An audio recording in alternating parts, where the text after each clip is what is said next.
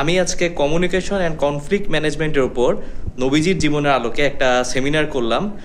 Instructor হিসেবে জুনায়েদ মুনির sir আর কবির আনোয়ার ভাই ছিল। আমি এখন ওই ভেন্যুতেই আছি, সবাই চলে গেছে, আমি একটু আছি। তো অসাধারণ লাগছে, মানে আমি চিন্তাও করতে পারিনি যে আমার এত ভালো লাগবে। আর এখানে একটা জিনিস খুব ভালো লাগছিল, সেটা হচ্ছে জুনায়েদ মুনির স্যার এটা জাস্ট থিওরিটিক্যালি বলেনি, আমাদেরকে প্র্যাকটিস করায় দেখাই দিছে যে আচ্ছা এখানে ভুল হচ্ছে, এখানে ঠিক হচ্ছে। আর হচ্ছে কবির আনোয়ার ভাই হচ্ছে সিরিয়ার বিভিন্ন ইনসিডেন্ট হচ্ছে আমাদেরকে দিয়ে চিন্তা করতে বলছে, আচ্ছা এখানে কীভাবে আমাদের নবীজি কনফ্লিক্টটা রিজলভ করছে। আর সেটা করতে গিয়ে এত মাথায় আসলে চিন্তা করতে হয়েছে, আচ্ছা এই ইনসিডেন্টটা তো আমি 5-6 বছর ধরে জানি, আপনারা হয়তো জানেন, কিন্তু কখনো এইভাবে চিন্তাই করিনি যে এই বিষয়টা আসলে এত গভীর।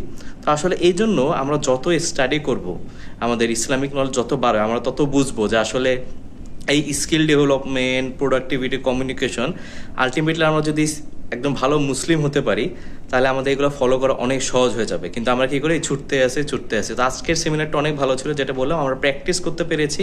আর তারপর কবির আনোয়ার ভাইয়ের সেশনে অনেক থিঙ্ক করতে পেরেছি যে আচ্ছা নবীজির জীবনে ইনসিডেন্টটা হয়েছিল, তিনি কিভাবে আসলে কনফ্লিক্টটা সলভ করেছে। তো অনেক থিঙ্কিং করতে হয়েছে।